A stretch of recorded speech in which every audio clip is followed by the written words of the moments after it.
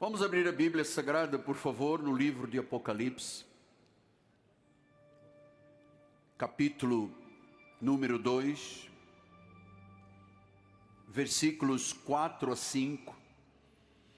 Eu tenho no meu coração uma convicção de que esta noite Deus fará uma grande mudança na vida de muitos ao receberem o ensino desta palavra. Ouça o que o Espírito vai dizer à igreja. Diz a palavra do Senhor em Apocalipse 2:4: Tenho, porém, contra ti que abandonaste o teu primeiro amor.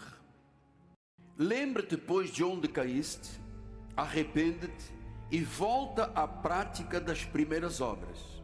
Senão eu venho a ti e moverei do seu lugar o teu candeeiro, caso não te arrependas. Esta palavra é profunda, é como um véu que vai sair do nosso coração quando recebermos este ensinamento. Oremos ao Pai.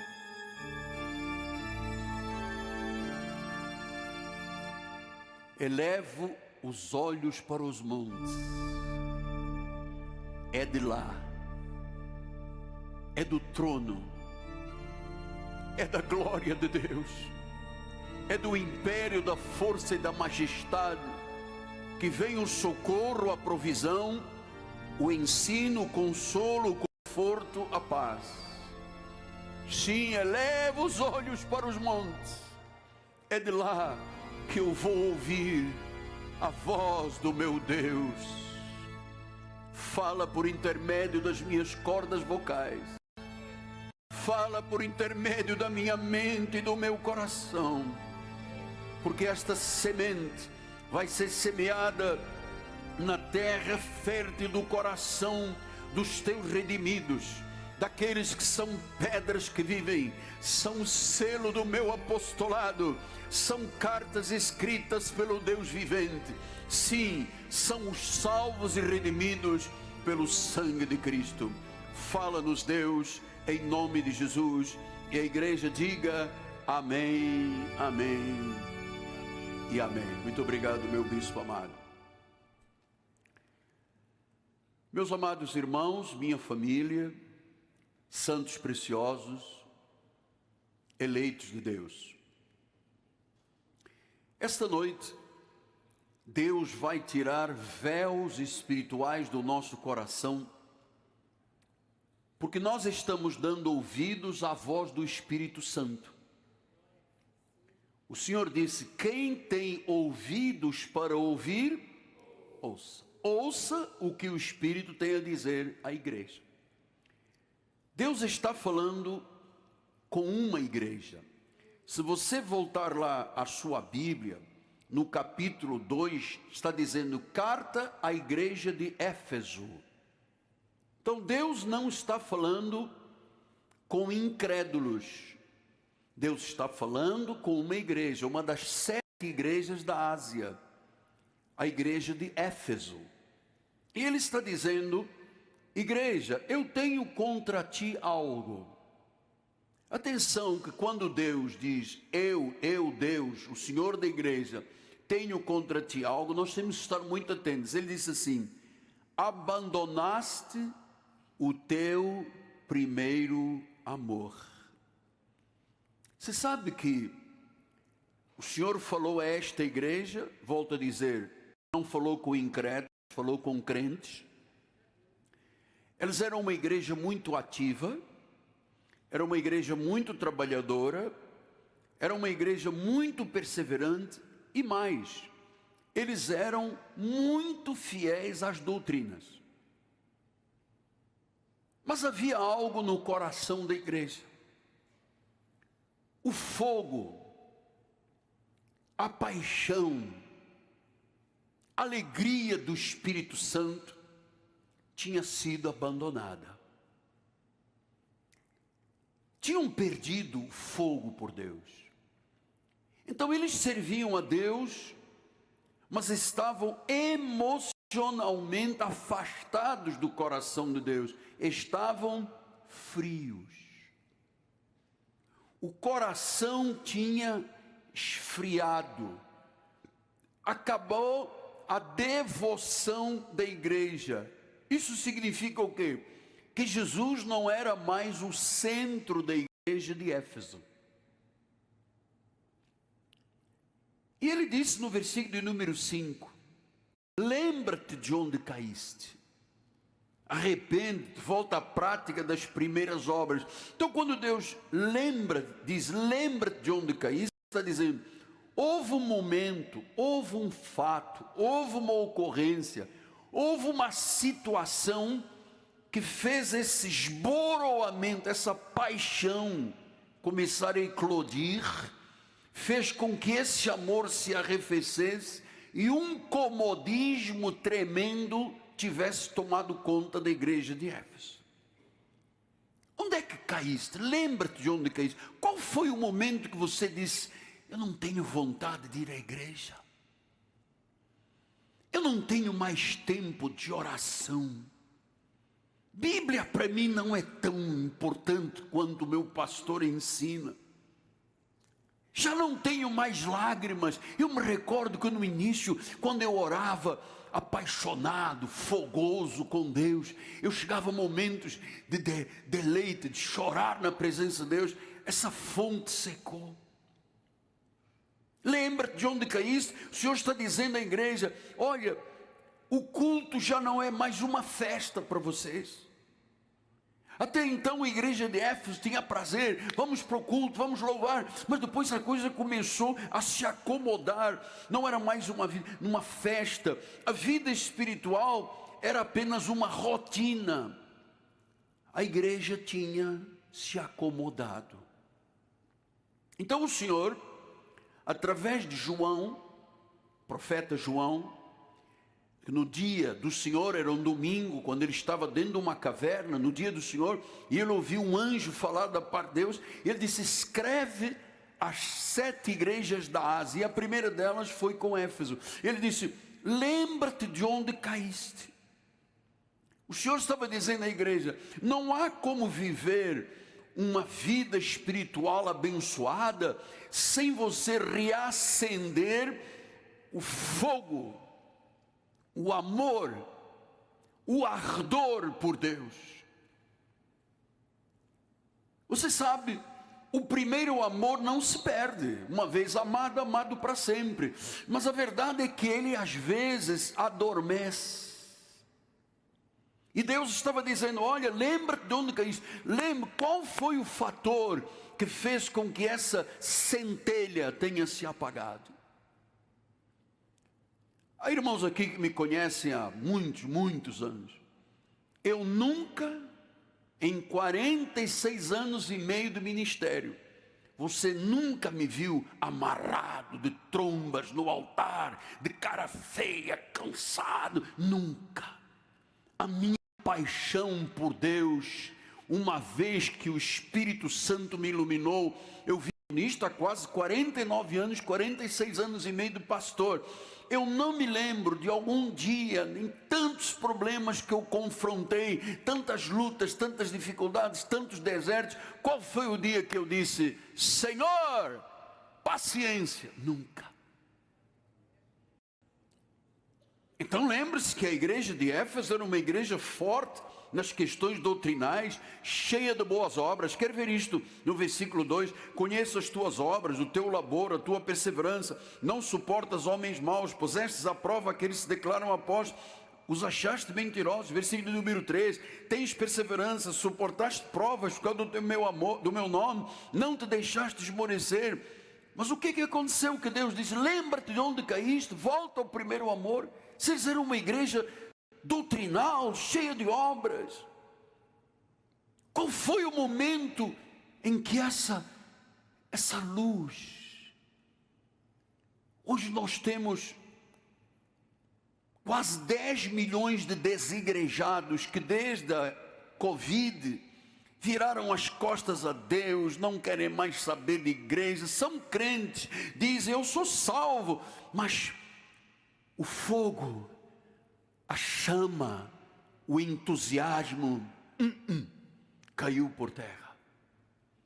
Às vezes isto se passa com os casamentos. Um indivíduo casa, uma mulher casa, um homem casa, sonhou em casar, adorou, beijou, abraçou, teve filhos. Dizem os meus colegas psicólogos que chega aos 7 anos, começa uma crise danada. Depois chega aos 12 anos, outra crise danada. Depois chega aos 15 anos, outra crise danada. Meu Deus, mas onde as pessoas arranjam tanta crise? O que acontece? O casamento entra em rotina, se acomoda e o amor se esfria.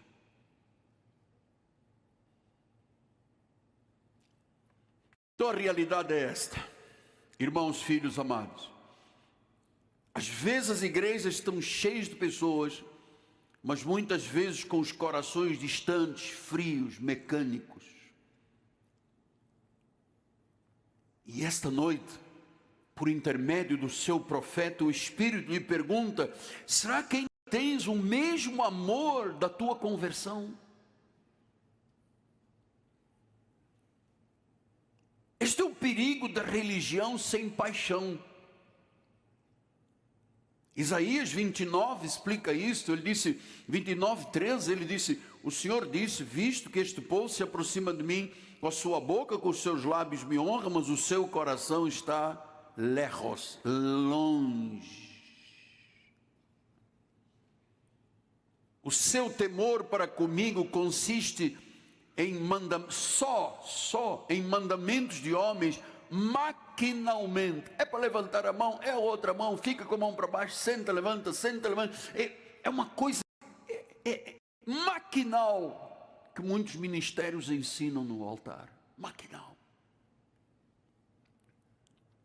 O temor para comigo é só de mandamentos de homens, mas o coração está longe. Religião vazia não tem fogo, o coração fica frio. Então, amados, ouçam, o primeiro amor não é uma lembrança do passado. Eu não estou pedindo, o Espírito não está pedindo que você lembre o passado. É um fogo que mantém a nossa fé viva. É aquele marido que diz: está chegando a hora de eu me encontrar com a patroa. É aquela mulher que diz: meu Deus, que meu marido venha logo. Quando ele chegar, eu dou um pulo, agarro no pescoço, beijo, puxo-lhe os cabelos, jogo no chão, dou-lhe um sopapo de amor. Mas há muita gente que diz: ele já vai voltar, caraca. O outro que diz: meu Deus, eu tenho que voltar para casa. Este é o amor que se esfriou. É aquela centelha que foi apagando. Então, amados, é preciso nós sabermos que o Evangelho não pode ser uma rotina. Eu vou lhe dizer uma coisa do meu coração: Evangelho é um romance divino entre Deus e o ser humano. Eu tenho um romance apaixonado com Jesus. Um romance. Porque você pergunta: onde estão os sintomas de um coração que esfriou com Deus? Você sabe que a maior perda da igreja não é estrutura, é o coração que para de arder. Isso é a maior perda da igreja. E onde ele para de arder? Sintomas, por exemplo, na oração. Vamos conversar alguns assuntos, é muito importante isso aqui.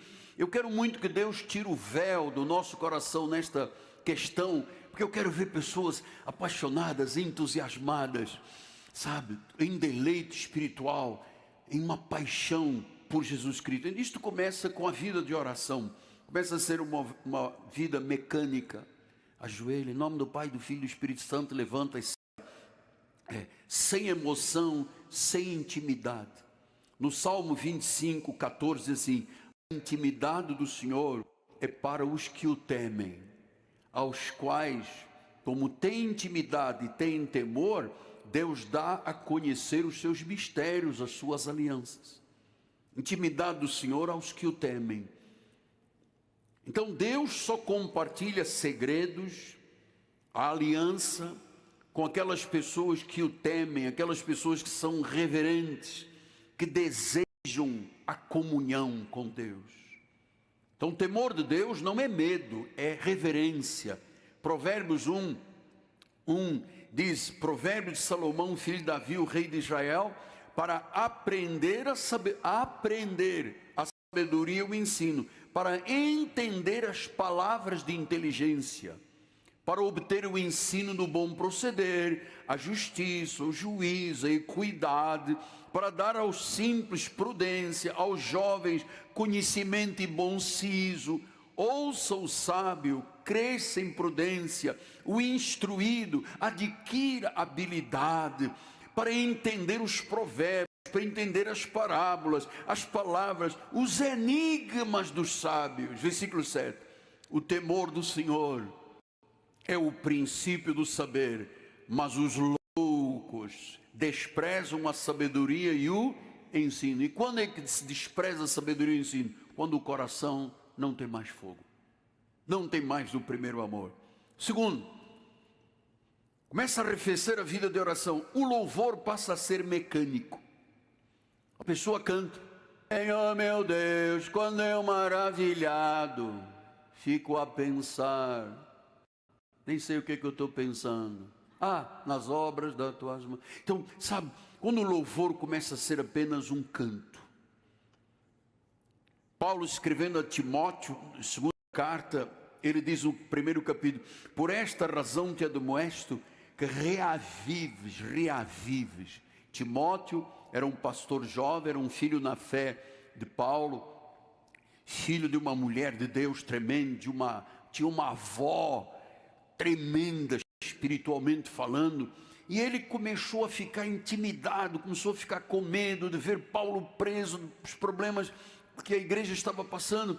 E Paulo diz a ele: olha, Timóteo, eu te admoesto, eu te encorajo, eu te dou força para você reavivar o dom de Deus que há em ti. O dom tem que ser reavivado. E como é que eu reavivo? Correndo pela igreja, vestindo roupa de papa, rodando peão na igreja? Não, isso é loucura. Diz que reaviva o dom. Quando você recebeu a imposição do mão, você recebeu um dom. Quando você confessou Jesus, você recebeu o dom da vida, o dom da fé. Ele diz: porque Deus não nos deu espírito de covardia. Se ele não reavivasse, pela ordem de Paulo, ele era um covarde, ele estava com medo. Covardia do original grego é deilia. A pessoa paralisa, fica com a vida estreita, não avança, tem medo de tudo, das más notícias, da bala perdida. Ele fica acomodado, ele põe tudo em primeiro lugar e deixa Deus para o último. Ele diz: reaviva. Como é que eu reavivo? Louvando, cantando, adorando, orando, buscando, não faltando reuniões, usando de integridade para ter lugar. Qual é o momento em que você percebe que o primeiro amor foi embora? Quando não há mais paixão pelas almas. Paulo disse a Timóteo no versículo 9: ele nos salvou, ele nos chamou com santa vocação, não segundo as nossas obras, mas conforme a sua própria determinação e graça que nos foi dada em Cristo Jesus antes dos tempos eternos. Então, amado, Deus teve compaixão de nós. Quando nós dizemos na igreja: invista o seu dízimo para podermos levar a palavra, para podermos chegar aos quatro cantos do mundo, para podermos colorir o planisfério e todo mundo saber que há um Deus nesta terra. Nós somos a primeira igreja que está fazendo isso pela terceira semana. As nossas mídias apontaram quase 1,5 milhão, 1.400.000 e poucos mil pessoas que estão, não é com fome de sanduíche de queijo com mortadela, é fome da palavra, sede da palavra. Pessoa que lhes digam: este é o caminho, porque a igreja deixou de fazer isso. As igrejas não fazem mais isso. Então não há mais paixão pelas almas. Veja, em Efésios 4:1 diz: rogo-vos, pois, eu, o prisioneiro do Senhor, que andeis de modo digno da vossa vocação que foste chamado. Nós temos uma vocação, nós temos que ter paixão e compaixão das almas. O mundo daquela porta para fora está perdido em pecados e delitos. O mundo jaz no maligno. Até ontem eram 57 guerras e conflitos armados. Houve um que parou ontem, né? Essa guerra louca que houve lá em Gaza com Israel que foi atacada, mataram mais de 1.200 pessoas, uma loucura. Houve um pacto de paz, os presidentes foram ao Egito, fizeram um pacto de paz. Mas voltou, e o pessoal agora dentro de Gaza, os próprios clãs, estão se matando uns aos outros. Não há paz no mundo. O profeta disse, quando vos disserem paz, paz, não haverá paz. Então nós temos que ter amor, compaixão pelas almas. O que o mundo precisa? Precisa daquilo que você tem, que eu tenho, de Jesus Cristo. A tua família precisa, os teus amigos precisam, os teus funcionários, o teu patrão precisa. Nós precisamos de ter paixão pelas almas. Nós fomos vocacionados. Andai de modo digno da vocação a que fostes chamados. Então nós temos que conhecer a letra, temos que conhecer a palavra, mas temos que reproduzir a glória de Deus. Não podemos estar na igreja e o coração distante. Pastor, eu hoje abri o meu telefone e disse que ia chover hoje, então eu estou em casa, não fui à igreja porque o observatório meteorológico disse que haveria chuva. Então para a vida, você não pararia para ir trabalhar, você tinha que trabalhar, mas para a igreja. Vê onde está o coração, onde está a paixão. Pastor, eu ouvi dizer que domingo vai fazer frio. Eu tenho muita dificuldade com o frio, sinto um arrepio, parece uma coisa, fico todo arrepiado. Então eu não venho à igreja porque os arrepios. Então, amado, ouça, o Senhor Jesus nos chama e chamou a igreja. Ele disse, arrependei-vos, senão eu vou tirar o candelabro, senão eu vou tirar o candeeiro, eu vou limitar a unção nesta igreja. Olha, eu estava falando com uma igreja.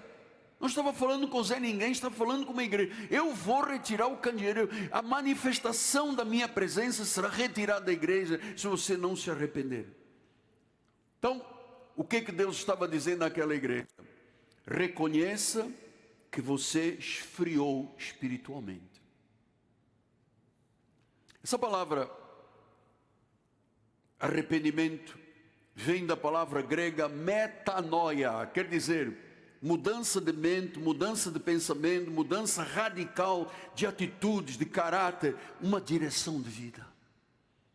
Eu queria que Deus tivesse revelado a minha vida. Quando eu era garoto, ia para a igreja católica e rezava e comungava, e era em latim a missa, não entendia nada do que se falava, português já é difícil, imagina em latim. E ninguém me falou de Jesus, ninguém falou que havia uma vida eterna, ninguém falou de nada. Eu queria ter aprendido o que eu vinha aprender após um acidente. E eu aprendi a fazer as coisas certas com Deus. Por isso eu estou dizendo aqui, a chave é agir com integridade. Quem dizia isso era Martin Luther King. Ele disse, a chave da nossa vida é fazermos as coisas com integridade. O resto vai chegar às nossas mãos. Então ele disse, arrependa-se. Olha lá qual foi o momento em que o teu coração, ele disse, arrepende-te e volta à prática das boas obras, senão eu vou mover o candeeiro. Se você não se arrepender, se você não reacender, reavivar o dom que está em você. Então, metanoia quer dizer mudança, mudança de pensamento, mudança de atitude. Gente, eu volto a dizer, amado, a vida é um sopro. A vida é um sopro. Alguém mandou um vídeo para minha esposa, ela passou para mim.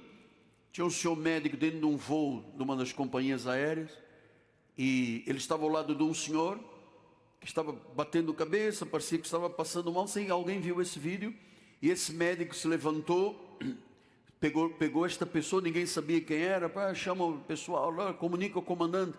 Eles tiveram que fazer uma interrupção no voo, parar em uma cidade antes de chegar ao Rio de Janeiro.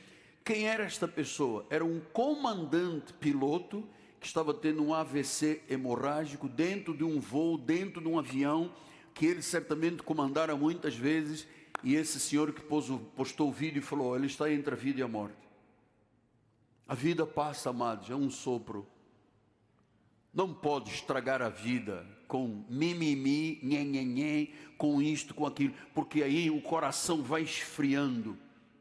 Vai esfriando. Nós temos sempre que voltar a agir como no começo do amor, da entrega que nós tínhamos no início. Lembra no início, você era o primeiro a chegar, o último a sair. Agora, amado, quando eu digo graça e paz, as pessoas, metade da igreja voa, porque tem que ir embora, porque está com um compromisso, tem trabalho, eu tenho que fazer, eu tenho que acontecer, e o reino, e Jesus, a tua vida vai passar como a minha. Não estraga a tua vida, ame a Deus, volta a ser apaixonado, volta a viver um grande romance com Deus.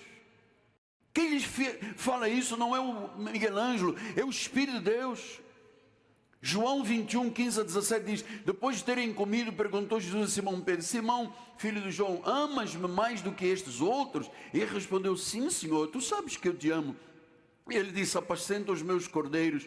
Tornou a perguntar-lhe pela segunda vez: Simão, filho de João, tu me amas? E ele respondeu: sim, Senhor, tu sabes que eu te amo. Disse Jesus: pastorei as minhas ovelhas.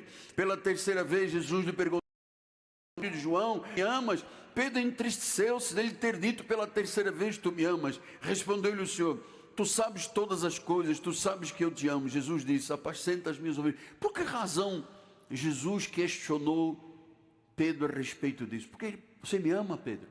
Você me ama? Você me ama de verdade?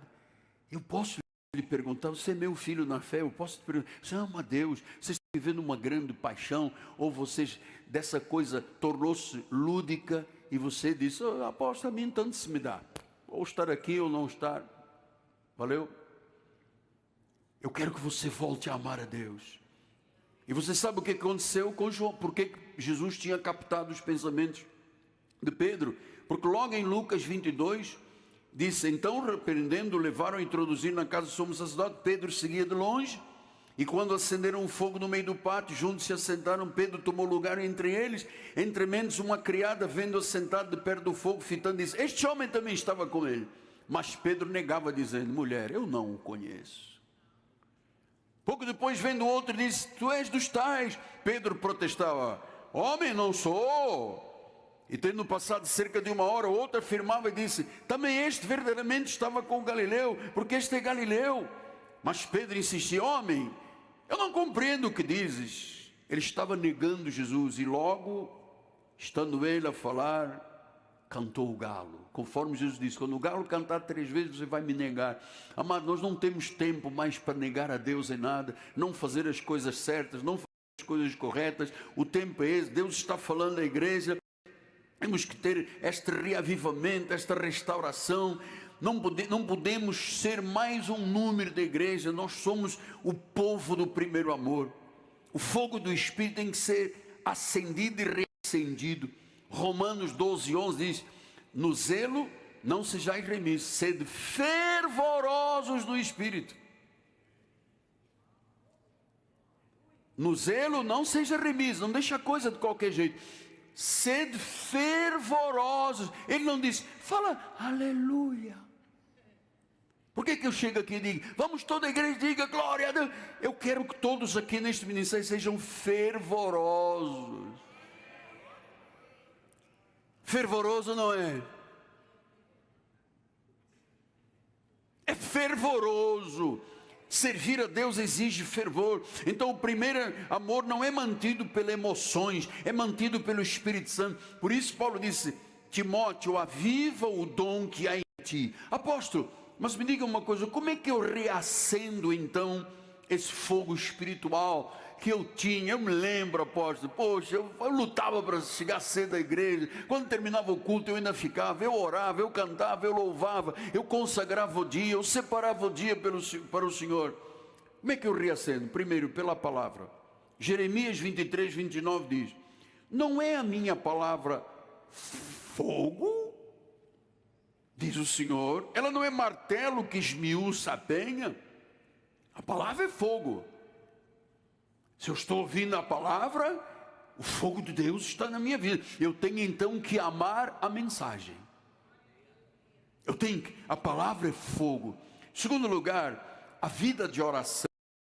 Atos 4, teriam estendê-los orado, tremeu o lugar que estavam reunidos, todos ficaram cheios do Espírito Santo e com intrepidez anunciavam a palavra de Deus. Então, amar a palavra. Segundo lugar, voltar a uma vida de oração intensa. Terceiro lugar, a comunhão com a igreja. Hebreus 10, 25 diz: não deixemos de congregar-nos como é costume de alguns, antes façamos admoestações, tanto mais quanto vedes que o dia se aproxima. Amados, o dia está se aproximando. A Bíblia diz que ele vai voltar. Já temos estudado muito aqui na igreja sobre essas questões. A escatologia, os últimos tempos, nações contra nações, guerras, conflitos armados, mortes. Esses clãs que estavam dentro dessa faixa agora estão reconhecendo outros clãs, mandam todo mundo ajoelhar na frente das crianças, bala na cabeça. Estavam dizendo que era Israel, afinal não era Israel ou era Israel? Eram eles mesmo. Então nós estamos aqui para lembrar, somos da igreja, pertencemos da igreja, e ele diz: não deixe de congregar.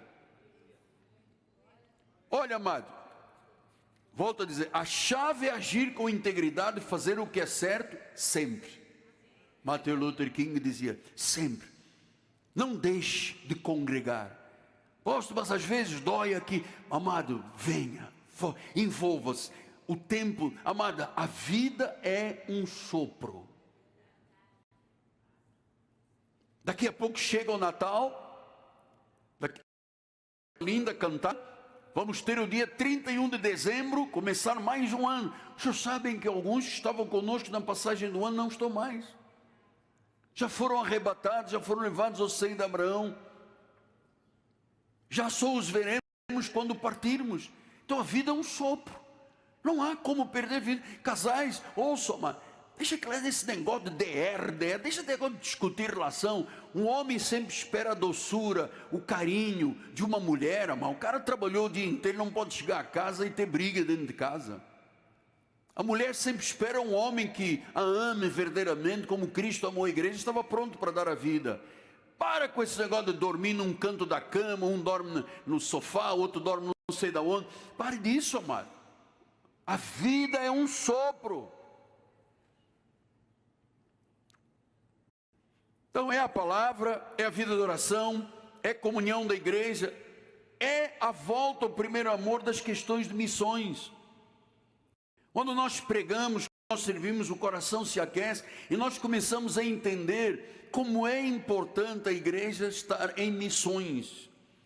2 Timóteo 4, 3 a 5, ele disse: haverá um tempo em que não suportarão a sã doutrina, pelo contrário, cercar-se-ão de mestres, segundo as próprias cobiças, como sentindo coceira nos ouvidos, se recusarão a dar ouvidos à verdade, vão se entregar a fábulas. Então, amados, é isso que a igreja se entregou, a fábulas.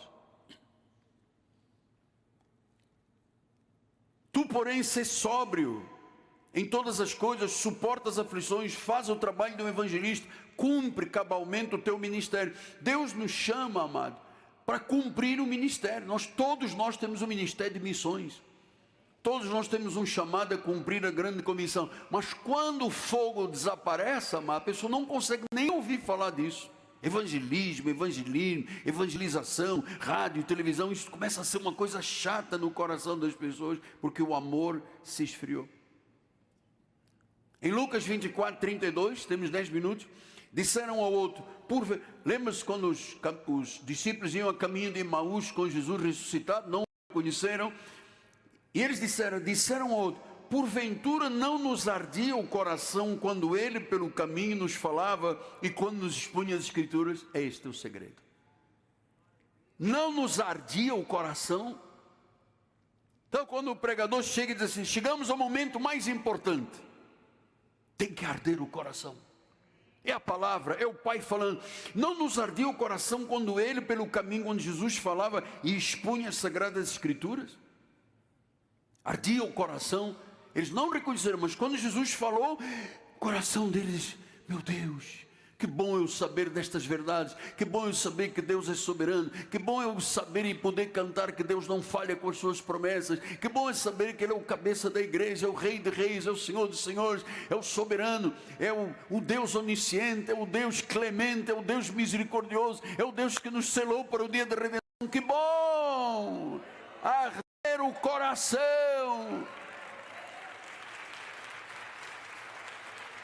Então é o primeiro amor, o coração de todos nós, e aqueles que estão pelas mídias sociais, que estão pensando, meu Deus, mas eu também posso em casa, eu também tenho uma Bíblia, eu não preciso me deslocar. Amado, quem criou a igreja foi Deus, foi a única instituição que Ele criou no mundo, para reunir os eleitos. Você tem que chegar aqui e ser renovado no louvor, nos cânticos, na adoração, esperando a palavra, no serviço. Tem que arder o coração, tem que estar no primeiro amor. Não deixe rotina espiritual, não deixe o fascínio do mundo tentar te levar para outros caminhos. 1 João 4,8 disse: aconteceu que enquanto conversavam e discutiam, o próprio... Não, eu estou falando 1 João 4,8. Aquele que não ama não conhece a Deus, porque Deus é amor. Amados, Deus te ama muito. Sabe quantas vezes Deus já deu livramento? Quantos problemas Deus evitou? Quantas oportunidades Ele criou? Quantas portas Ele abriu? Quantos começos você teve na vida? Então, temos que amar a Deus. O coração tem que ferver, tem que arder, tem que ter paixão, tem que estar reavivado. E eu tenho agora 3 minutos para terminar este encontro. Porque, irmãos, às vezes a pessoa não se apercebe que no mundo espiritual há uma luta entre a luz e as trevas, entre a carne e o espírito. Nós temos esta luta todos os dias. O espírito diz: vamos à igreja, vamos louvar, vamos orar. A carne diz: calma, deixa para mais tarde, depois, amanhã, depois da manhã, quando aposentar. Às vezes a pessoa nem aposenta. E eu queria terminar com 3 minutos de ensino, porque eu me apercebi. Você sabe que domingo nós começamos a falar na quebra da maldição hereditária. Pessoas que trazem na sua linhagem familiar problemas graves. Eu contei aqui o testemunho da minha família e como Deus quebrou essa herança maldita na minha família através da minha vida. E uma pessoa da igreja me perguntou: apóstolo, as coisas não estão bem no meu lar, não estão bem no meu trabalho, porque tem uma pessoa que sempre fez bruxaria e feitiçaria contra o meu marido, contra o meu lar, contra o trabalho. Então você vai terminar este dia de hoje com uma convicção muito forte no teu coração, que eu tenho que dizer isso. Que às vezes a pessoa anda com uma vida murcha, xoxa, espiritual, porque tem uma vizinha que fez isso, tem um indivíduo que pegou cartas contra mim e fez um negócio, e fez um mapa astral e botou um trabalho na porta da minha casa. Eu queria terminar com este ensinamento, por favor. Números 23, 23. Diz assim: pois contra Jacó, Jacó quer dizer povo de Deus e igreja do Senhor, povo do Senhor. Contra Jacó não vale encantamento, não vale adivinhação, não vale bruxaria, espiritismo, macumba, não é capaz de prevalecer contra a nossa vida. Agora se poderá dizer em Jacó e Israel: que coisas tem feito Deus. Diga isto: que coisas tem feito Deus. Diz que contra Jacó, contra o Deus, contra o povo de Deus, contra a igreja, não vale encantamento, nem adivinhação, nem qualquer espírito maligno das trevas. Não vale, não pode. Armas forjadas não podem prevalecer contra nós. Isto é uma promessa de Deus, que o mal não pode te tocar, em nome de Jesus Cristo.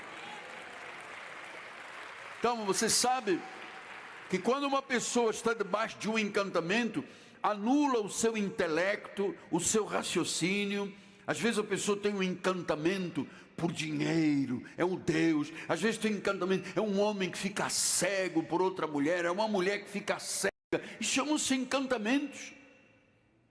Há pessoas que têm encantamento com glória, há pessoas que têm encantamento com fama. A pessoa faz pacto com Satanás, porque diz: eu quero o meu CD tem que vender 4 milhões e tal. É um encantamento, é um espírito que anula o intelecto, o raciocínio. A pessoa deixa de discernir o certo e o errado.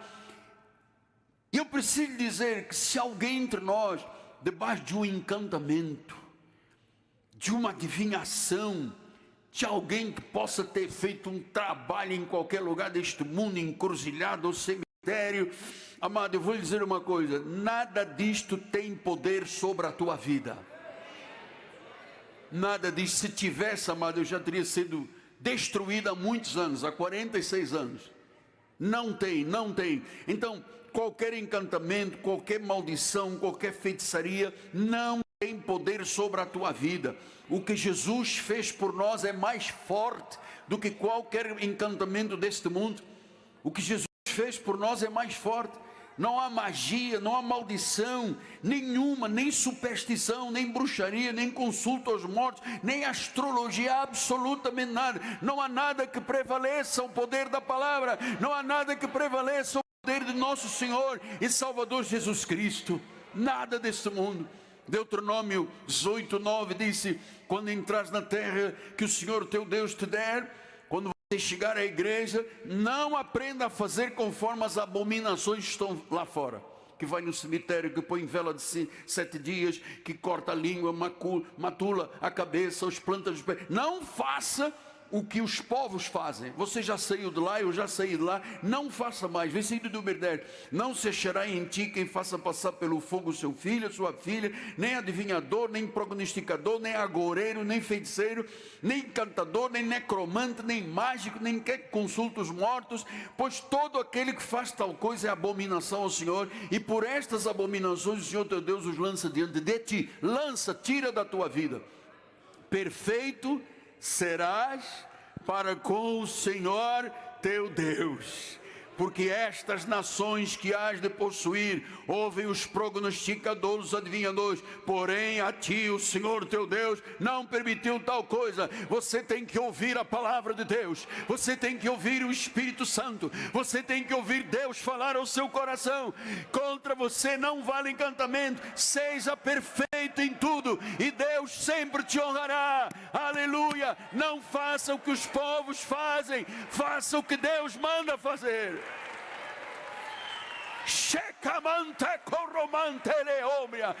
Faça o que Deus manda fazer.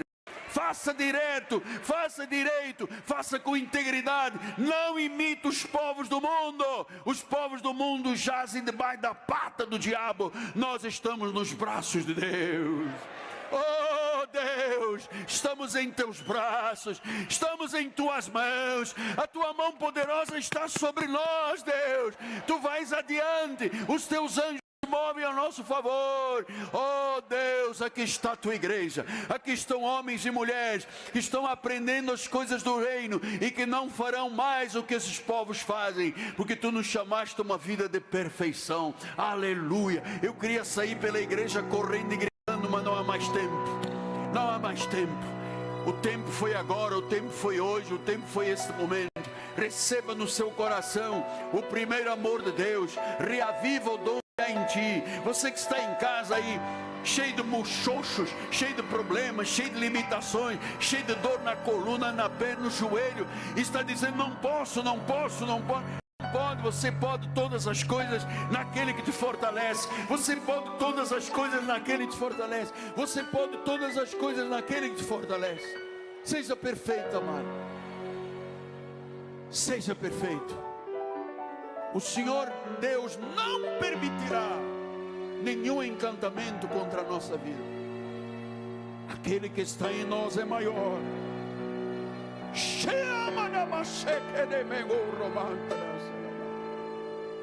Ele está curando agora, Ele está libertando agora, Ele está quebrando cadeias, Ele está libertando maus pensamentos, maus hábitos, Ele está limpando a mente e o coração. Se alguém aqui doente, seja agora curado em nome de Jesus. Seja agora.